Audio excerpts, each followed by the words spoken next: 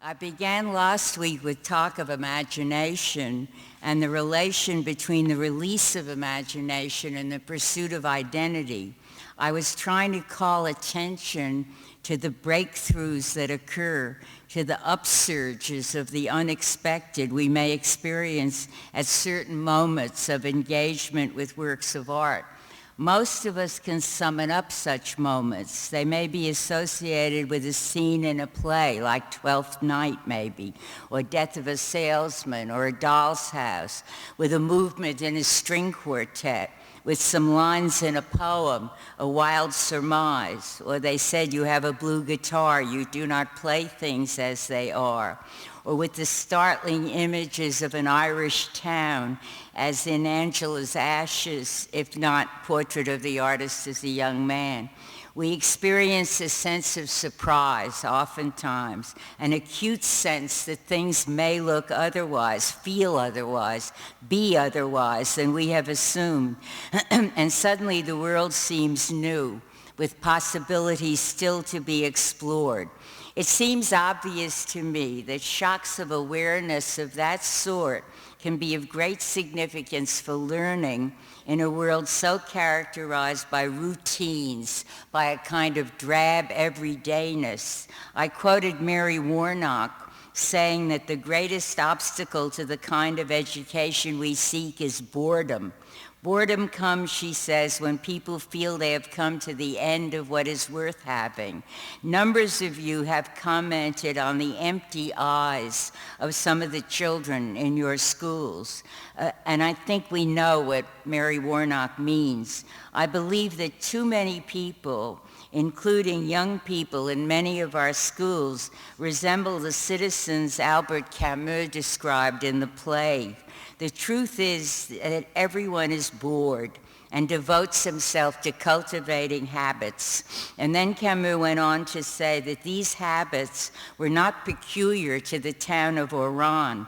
Really, all our contemporaries are much the same. Certainly nothing is commoner nowadays than to see people working from morn to night and then proceeding to fritter away at card tables, in cafes, and in small talk what time is left for living.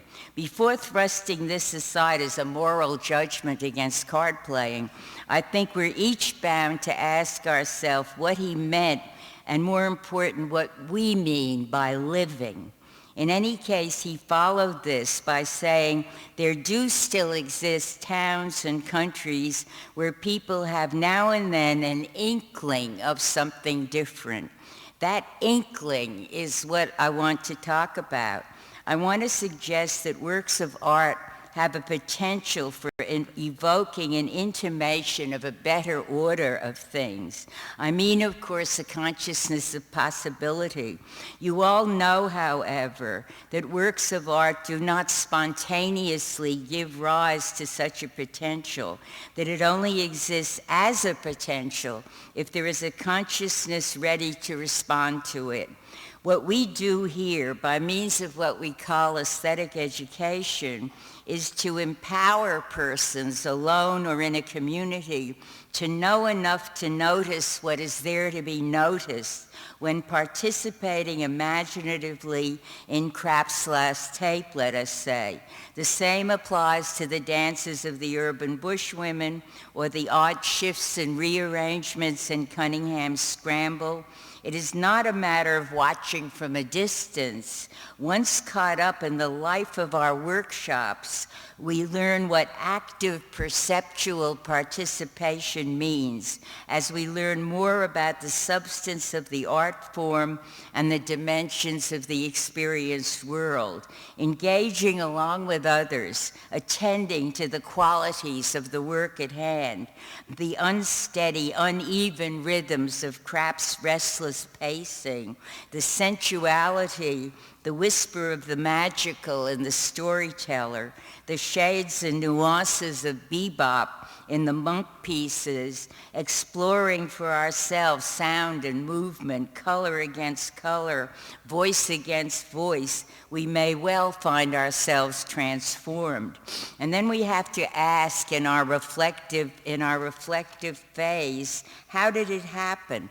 What does it mean? So many people have come to me and said my life was changed through the Lincoln Center Institute.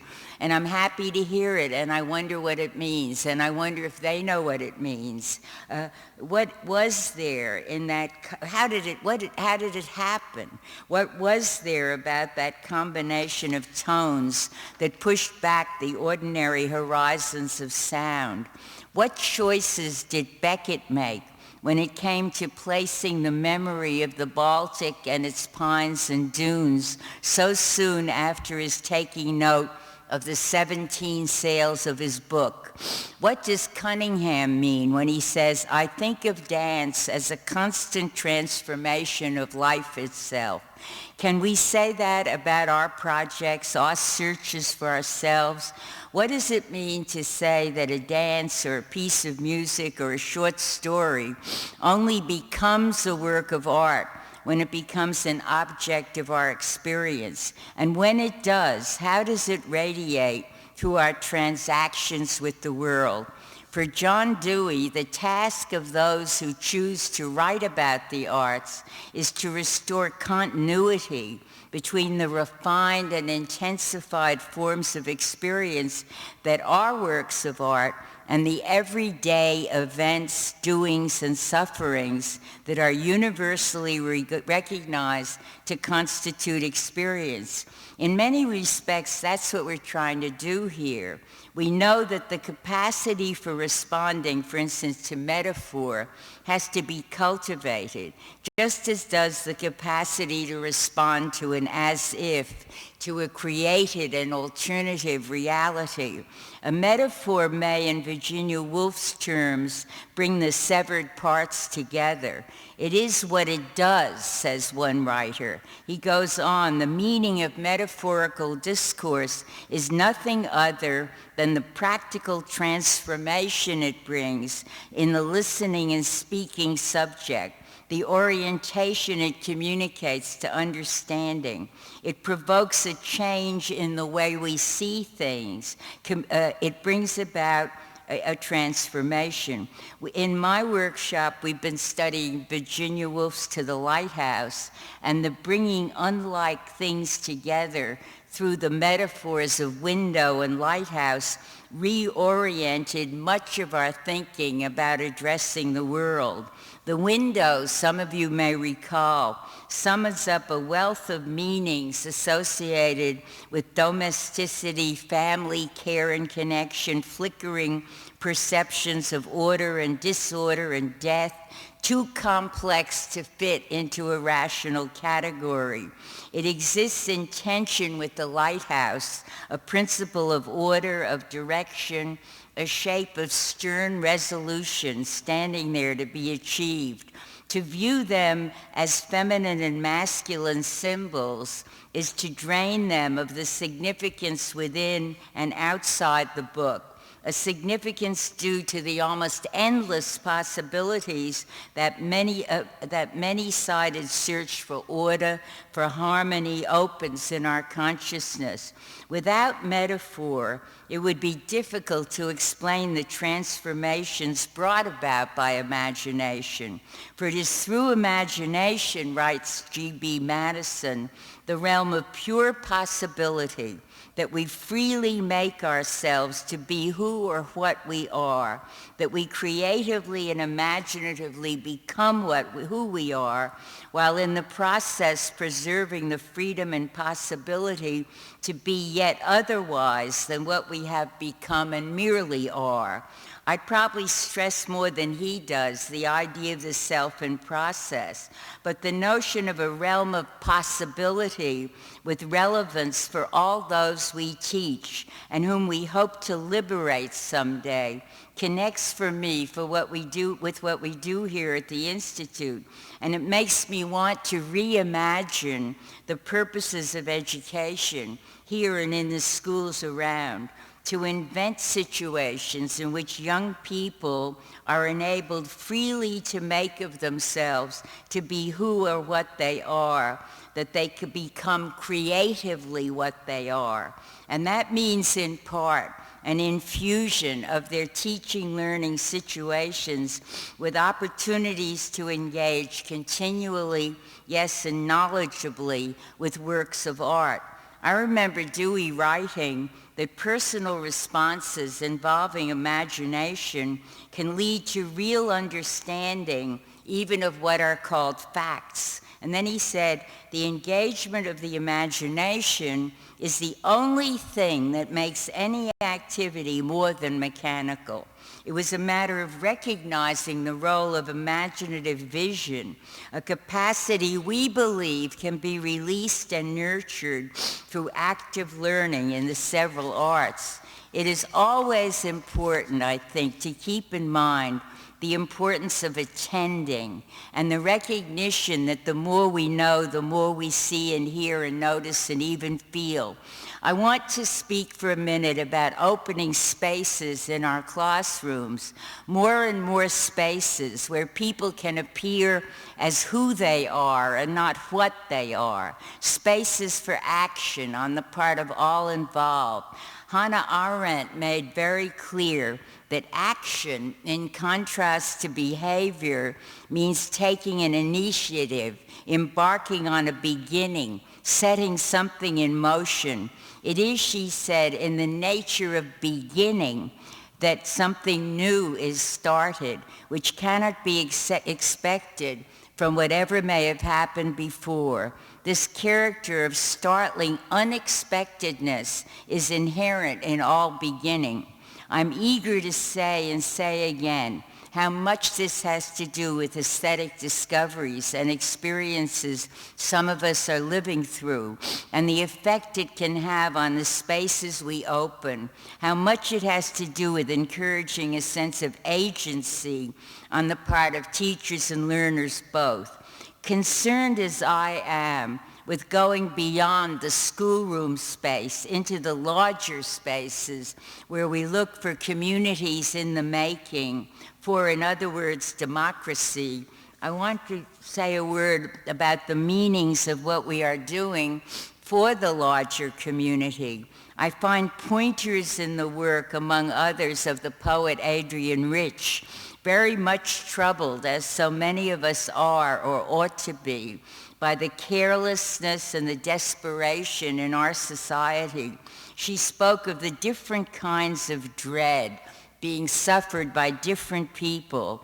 She had in mind such human beings as welfare mothers, the unemployed, the neglected children and old people, the victims of violence. And she said, when interviewed by Bill Moyers, that she thought more and more people feel uncared for, feel that their lives are not only unvalued but meaningless, feel that though they may care for their lives, no one else will, feel that the only way they can protect their survival and interests is by the gun. I am afraid, she said, that many people feel an enormous desperation which plays into the propaganda of hate. She was asked how she could reconcile such bitterness with the affirmations in her poems. And she said something of great significance, I think, for our understanding of art and the possibilities that open for us. If poetry is forced by the conditions in which it's created to speak of dread and of bitter, bitter conditions, by its very nature, poetry speaks beyond to something different. That's why poetry can bring together those parts of us which exist in dread and those which have the surviving sense of a possible happiness, collectivity, community, a loss of isolation. I believe that possibility is inherent, or at least potential, in our experiences with many works of art, including Merce Cunningham's work and Thelonious Monk's and Meredith Monk's. Part of our obligation, after all, is to find out what can be done in our lives with young people to lessen the dread, to resist the undervaluing of their lives. Some of us reading children's poetry, looking at their journals, know the forms that dread and feeling uncared for can take. Without calling the arts remedial or in any way therapeutic, we still can introduce these works to which the young respond and pay heed to the bringing together of those parts of us which exist in dread and those which have a surviving sense of a possible happiness, collectivity, community, a loss of isolation. I think of Mike Rose's book, Possible Lives, he calls it, and very happily, and maybe by coincidence, he quotes me because I once used the word possibilize. He doesn't mention anything more, but he does say that. And his telling of schools that indeed speak beyond, he says, to something different. I keep recalling the principal he interviews describing a trip his kids took with New York City's chief engineer through the city's water tunnels until they all realized how important water was for the life of the city. And then, said the principal, we read poetry together, and I never thought engineering and poetry could be connected. He concluded by saying how much he believed in people making a future for themselves. We want, he said, to open kids up to all the possibilities of learning and to do it with a variety of people who have widely different perspectives on things. And then I think of Paulo Freire, recently and very sadly deceased, writing about the ways in which people could break through what he called the culture of silence by developing a discourse, he said, that finally showed them that the lovelier world to which they aspired was being announced, somehow anticipated in their imagination. He knew it too. It was not a matter of idealism. Imagination and conjecture about a different world than the one of oppression are as necessary to practice and the transformation of reality as it is to the worker or the artisan who first has to have in his head a design, a conjecture of what she or he is about to make. It's not an accident that Paulo found his model in the creative person, in the artisan or worker or artist. He called me several times when I asked him to a conference, and once he asked, how did I know he was so interested in the arts? It was easy to guess by reading his work on the pedagogy of oppression, of the oppressed. For him, breaking with the silences, naming, making, becoming increasingly conscious, these are the tasks of democratic popular education, a pedagogy of hope, he said. For Paulo, hopelessness was a form of silence. Hope is literate, articulate. If I fight with hope, he said, I can wait. Deborah Meyer, too, has talked of and written about opening spaces for imagination for teachers as well as the young, and linked it not only with the arts, but with a shaping of a culture marked by compassion and care. There is much that still has to be said, but I hope you know we are not alone. Many of those who speak for imagination, possibility, the kindling of hope, and engagement with the arts are sounding chords great artists of the past have sounded repeatedly. The musicians, Bach and Beethoven and Mahler, each has her own list. The painters, Cezanne and Rothko and Van Gogh and Mary Cassatt, writers like Dostoevsky, Melville, Toni Morrison, Doctorow. They are chords, themes that remind us of the need to acknowledge the darkness and working against that darkness, to conjecture, to design, to protest, to imagine, to transform. I ponder, who can escape pondering the violations of children, the abuse of children we hear about almost every day. And I have to turn not to the New York Times or to the social work journals or even the philosophy journals, but to an artist, in this case Dostoevsky, to provide words for the questioning throbbing in us all. There is a scene in The Brothers Karamazov in which Ivan Karamazov is talking to his brother Alyosha about the tormenting of children. People who do that may behave benevolently to other human beings, he says, like all cultivated and humane Europeans, but they are very fond of tormenting children, even fond of children themselves in that sense. But it is just the children's defenselessness that tempts the tormentor. And you may remember that Ivan then says that with his pitiful earthly Euclidean understanding, all he knows is that there is suffering and that there are none guilty, that cause follows effect, that everything finds its own level. That's technicist thinking that can be tested by multiple choice tests. That's only Euclidean nonsense, he says.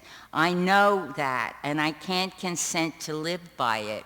And he keeps asking, what am I to do about the children? Listen, if all must suffer to pay for the eternal harmony, what have children to do with it? Tell me, please. And then he says, I don't want harmony. From love of humanity, I don't want it. I would rather be left with my unavenged suffering and unsatisfied indignation, even if I were wrong. And by harmony he means, a surface peace and everybody comfortable and so on. Besides, too high a price is asked for harmony. It's beyond our means to pay so much to enter on it. And so I hasten to give my entrance ticket back, and that is what I am doing. He is refusing, he says, to accept other people's happiness on the foundation of the suffering of children, of even one tiny victim crying unavenged tears. Think about some of the children in this city. Read Dostoevsky and ask yourself about the uses of art, of the imaginative vision. It seems so clear to me that it is indeed art that brings the parts of us, perhaps even the parts of our community together. For Jean-Paul Sartre, a paragraph like that appeals to our freedom or to our indignation. Certainly it must nudge us out of somnolence and move us somehow to choose to act, to engage in a beginning. At the very least, Dostoevsky is doing much more than asking us to write letters of protest or join picket lines, but he is arousing us from a kind of slumber once we come to him through an act of imagination. As artists, he is making us feel the demand in the face of a child, acting in a way that affirms the feeling, I choose to be here for you. All of us reaching into our past can recall ways of encountering the human condition through the arts. Jacob Lawrence's Migration series, those renderings of Afro-Americans moving up from the South in the 1920s, as Toni Morrison's characters do, hoping to find dreams come true in the chill of Chicago and New York. There are Edward Hopper's solitary figures in hotel rooms and luncheonettes, etched by direct light and the sparest of lines, speaking a visual language that comes before words. We need to keep reminding ourselves of the part played by imagination as we continue learning to attend, learning to notice, learning to see. And somehow this makes me think back to John Keats again, saying, I will call the world a school, instituted for the purpose of teaching little children to read. Do you not see how necessary a world of pains and troubles is to school an intelligence and make it a soul? That's not bad, education for a soul. Perhaps that can feed into the making of our purposes too. Thinking about and yearning for an extension of what we're doing into the public space where we hope to see a community in the making. I choose to return to Adrienne Rich for still another beginning, another reminder, another posing of questions, and it's a little poem called In These Years.